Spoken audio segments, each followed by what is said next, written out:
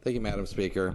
Colleagues, 75 years ago, the President of the United States made a horrible mistake.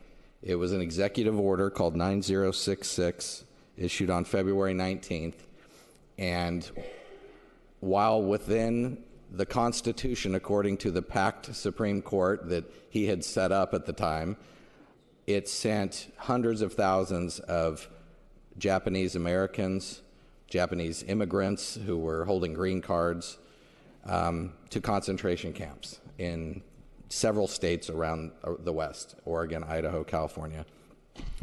And this is the year that marks one of those big ones, like 50, 75, 100. And while we usually have at least a comment on what's called the Day of Remembrance about this executive order, on these special anniversaries, we try and do something a little bit bigger. We also happen to be hearing it on Minoru Yasui Day, and that was intentional. The Senate stole our thunder, and closer to the Day of Remembrance on February 19th, they heard this resolution. So we asked that it be delayed till today on another special day dealing with a hero who actually challenged the curfew that then led shortly thereafter to the executive order. But for most of us, we may have some now recent recollection, but at least when I was in high school, I don't remember hearing about this topic. And it's important that it is remembered and taught, because the point that I want to talk a little bit here today is could it happen again? And remember, this was a popular president. FDR was the only president to serve as many terms as he did, very popular, but he was still dealing with a party who had not shrugged off their racism. The party of Lincoln had already made their claim to civil rights, and the Southern Democrats in particular were not there yet. It was still another 30 or 40 years before I would say the Democratic Party dealt with some of their legacies. So this was a popular president dealing with hysteria and decided to issue an executive order that was horribly immoral. Now, it was still to this day found to be constitutional, but it was horribly immoral. There was a dissenter on the court, one that wasn't put on the packed court by FDR. And the dissenter, Justice Frank Murphy, said this: "I dissent from this legalization of racism. Racial discrimination in any form and in any degree has no justifiable part whatever in our democratic way of life. It is unattractive in any setting, but it is utterly revolting among a free people who have embraced the principles set forth in the Constitution of the United States. All residents of this nation are kin, in some way by blood or culture, to a foreign land. Yet they are primarily and necessarily a part of the new and distinct civilization of the United States. They must accordingly be treated at all times as the heirs of the American experiment and as entitled to all the rights and freedoms guaranteed by the Constitution." He lost, and the Japanese Americans who were sent away spent years in these concentration camps. Now, I actually became aware of it not through a history class, but because I married the daughter of an internee. My wife's dad was 19 years old when he and his family were told, "Load up whatever you can carry in your arms, and that's it. Report to the Portland stockyards," and they, being loyal Americans, responded in kind and did what they were told and loaded up only what they could carry in their arms and reported to the stockyards and were sent away to Tule Lake. Her uncle, meanwhile, was working on trying to volunteer to serve in the military to fight the enemy, and eventually he did, and he served in what's called the 442nd Division. And so only when I married her did I actually really either pay attention to the history lesson I was taught and forgot, but more likely learned about the history that was not talked about in my little high school. I just learned today from my dad that he went to the first grade in Minidoka. Ironically, that's where Min Yasui was sent. Many people have these weaving intersections with this history that we don't often stop and think about. My grandfather was actually on a ship in Pearl Harbor that got bombed. And so we often were in and around this issue, I think, as a people, but not that many people said anything. There were resolutions that passed in California that commended and validated the internment order. There was one no vote.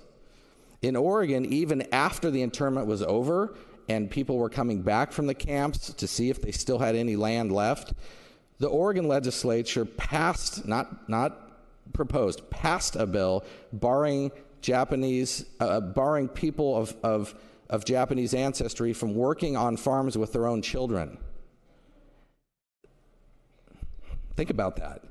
You want to hand the next generation to your kid to farm, and if you do it, you violated Oregon statute. And it was a way to punish parents for putting the names putting the property in the names of their kids to try and hang on to it. So this was a very ugly time. And I think the big question for us is it possible that it would happen again? I like to think no way, no chance. But let's go back to 1980. In 1980, Iran had taken some of our citizens hostage. And we had a U.S. senator, ironically of Japanese American descent in Hawaii, introduce a bill that would declare Iranians living in the United States enemy aliens and subject them to internment. Minoru Yasui, who was still alive, thankfully, spoke out against a fellow Japanese American, making Iranians scapegoats for the hostage situation. And he said, it's like blaming us for Pearl Harbor. We will continue to fight this ever happening to another American group until our last breath. So, colleagues, I get to sit in a majority status in all kinds of ways. I'm a white guy. I sit in the majority party. I always think of this as an interesting and painful intellectual study, but I've never felt at risk for any of these kinds of things in my life. But I suspect that's what my wife's dad thought, too. A 19-year-old farm boy from Hood River, why would he imagine that America was going to end up in a war with Japan and then he, a U.S. citizen, would be sent off to concentration camps? So this liberty that we hold so dear is tentative, and it's not always possible to say that was in the past and we've learned our lesson. We've had conversations in this country in the last couple months and about executive orders, and I think while distinctly different from Japanese incarceration, one of the most proud moments I've had since being here is seeing Representative McLean, my dear friend, on an order about religious tests, say that is not who our country is. That was a bold, courageous thing for him to do, but that's what it takes. It takes people, particularly when the person doing it is from your own party, to stand up and say something. And at the time, I don't think many Democrats challenged FDR and how bad and how immoral, while maybe constitutional, maybe lawful, how bad and immoral it was. And I'm proud that we have people in this chamber who have said, if you hold a green card, if you hold U.S. citizenship, if you have a religious faith, you are welcome in this country, and you can't be denied those privileges just because you happen to have a drop of blood in your body from another race. Because somewhere all of us do. It just maybe doesn't show up quite so much for some of us.